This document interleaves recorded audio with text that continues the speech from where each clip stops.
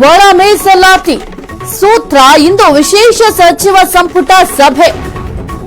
ಮೀಸಲಾತಿ ತೀರ್ಮಾನಕ್ಕೆ ಮಹತ್ವದ ವಿಶೇಷ ಸಚಿವ ಸಂಪುಟ. ಇಂದು ಮಧ್ಯಾಹ್ನ 2 ಗಂಟೆಗೆ ಸಚಿವ ಸಂಪುಟ ಸಭೆ. ಒಳ ಮೀಸಲಾತಿ ಗೊಂದಲ ಪರಿಹಾರಕ್ಕೆ ಕಮಿಟಿಯನ್ನ ಸರ್ಕಾರ ರಚಿಸಿತ್ತು. ಸಿಎಸ್ ಶಾಲಿನಿ ರಜನೀಶ್ ನೇತೃತ್ವದಲ್ಲಿ ರಚನೆಯಾಗಿದ್ದ ಕಮಿಟಿ ವರದಿ ಆಧರಿಸಿ ಇಂದು ಅಭಿಪ್ರಾಯ ಸಂಗ್ರಹ ಮಾಡಲಾಗುತ್ತೆ. ಜೊತೆಗೆ ಆ ಒಂದು ವಿಚಾರಕ್ಕೆ ಸಂಬಂಧಪಟ್ಟಂತೆ ಚರ್ಚೆ ಕೂಡ ಮಾಡಲಾಗುತ್ತೆ. ಸಭೆಗೂ ಮುನ್ನ ಪರಿಶಿಷ್ಟ ಜಾತಿ ಸಚಿವ ಜೊತೆ ಸಿಎಂ ಪ್ರತ್ಯೇಕ ಸಭೆ ಕೂಡ ಮಾಡ್ತಾರೆ. ಇಂದಿನ ಕ್ಯಾಬಿನೆಟ್ನಲ್ಲಿ ಮಹತ್ವದ ತೀರ್ಮಾನ ತೆಗೆದುಕೊಳ್ಳುವ ಸಾಧ್ಯತೆಗಳು ಕೂಡ ಇದ್ದಾವೆ. ಇನ್ನು ಈ ಒಂದು ಒಳ ಮೀಸಲಿಗೆ ಸೂತ್ರವನ್ನ ಅನ್ವಯ ಮಾಡಲಾಗುತ್ತೆ. ಮುಖ್ಯವಾಗಿ ಈಗ ಮಧ್ಯಾಹ್ನ 2 ಗಂಟೆಗೆ ಸಚಿವ ಸಂಪುಟ ಸಭೆ ಕೂಡ ನಡೆಯಲಿದೆ. ಮಾರುತಿ, ಈಗ ಮುಖ್ಯವಾಗಿ ಎಲ್ಲರ ಚಿತ್ತ ಒಂದು ಸಚಿವ ಸಂಪುಟದತ್ತ ನೆಟ್ಟಿದೆ. ಮುಖ್ಯವಾಗಿ ಇವತ್ತಾದ್ರೂ ಒಂದು ಒಳ ಮೀಸಲಾತಿ ವಿಚಾರಕ್ಕೆ ಸಂಬಂಧಪಟ್ಟಂತೆ ತಾರ್ಕಿಕ ಅಂತ್ಯ ಸಿಗೋ ಚಾನ್ಸಸ್ ಇದೆಯಾ ಹೇಗೆ ಅಂತ? ಕ್ಯಾಬಿನೆಟ್ ಒಳ ಮೀಸಲಾತಿಗೆ ಸಂಬಂಧಪಟ್ಟಂತೆ ಇವತ್ತು ಮಧ್ಯಾಹ್ನ 2 ಗಂಟೆಗೆ ಕ್ಯಾಬಿನೆಟ್ ಆರಂಭ ಆಗುತ್ತೆ.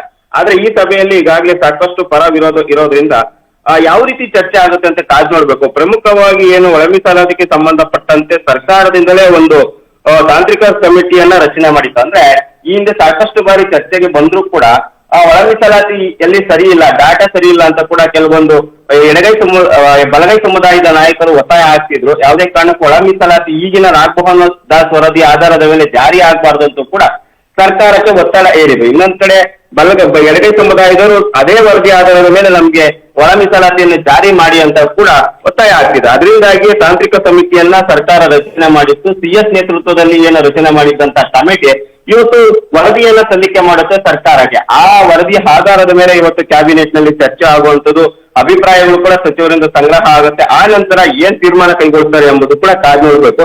ಈಗಾಗಲೇ 15% ಮೀಸಲಾತಿ ಹೆಚ್ಚಳ ಇದ್ರೂ ಕೂಡ ಅದು ಜಾರಿ ಆಗೋದು ತುಂಬಾ ಕಡಿಮೆ. 15% ಮೀಸಲಾತಿ ಅಂದ್ರೆ ಎಸ್ಸಿಗೆ ಇರುವಂತಹ 17% ಮೀಸಲಾತಿಯಲ್ಲೇ ಒಳ ಮೀಸಲಾತಿ ಜಾರಿ ಮಾಡಬೇಕು ಅಂತ ಕೂಡ ಸರ್ಕಾರದವರು ಚರ್ಚೆ ನಡೆಸ್ತಾ ಇರುತ್ತೆ. ಅದರಲ್ಲಿ ಎಷ್ಟೆಷ್ಟು ಪರ್ಸೆಂಟ್ ಸರ್ಕಾರ ಎಡಗೈ ಸಮುದಾಯ ಮತ್ತು ಬಲಗೈ ಸಮುದಾಯಕ್ಕೆ ಮತ್ತೆ ಅದೇ ರೀತಿ ಎಸ್ಸಿ ಸಮುದಾಯದಲ್ಲಿ ಬರುವಂತಹ ಬೇರೆ ಬೇರೆ ಜನಾಂಗಕ್ಕೆ ಎಷ್ಟು ಮೀಸಲಾತಿಯನ್ನು ಜಾರಿ ಮಾಡ್ತಾರೆ ಎಂಬುದು ಕೂಡ ಕಾದು ನೋಡ್ಬೇಕು. ಈ ವಿಚಾರದಲ್ಲಿ ಸಾಕಷ್ಟು ಕುತೂಹಲ ಮೂಡಿಸಿದ್ರು. ಒಂದ್ ಕಡೆ ಸರ್ಕಾರದಕ್ಕೆ ತಮ್ಮ ಸಚಿವರಿಂದಲೇ ಒತ್ತಡ ಇದೆ, ಇನ್ನೊಂದ್ ಕಡೆ ಸಮುದಾಯದ ಸ್ವಾಮೀಜಿಗಳಿಂದಲೂ ಕೂಡ ಸಾಕಷ್ಟು ಒತ್ತಡ ಇರುವಂತದ್ದು. ಅದನ್ನ ಯಾವ ರೀತಿ ಸರ್ಕಾರ ಹ್ಯಾಂಡಲ್ ಮಾಡುತ್ತೆ ಎಂಬುದು ಕೂಡ ಕಾದು ನೋಡ್ಬೇಕು. ಸಾಹಿತ್ಯ. ಓಕೆ, ಥ್ಯಾಂಕ್ ಯು ಮಾರುತಿ ನಿಮ್ಮೆಲ್ಲ ಮಾಹಿತಿಗಾಗಿ.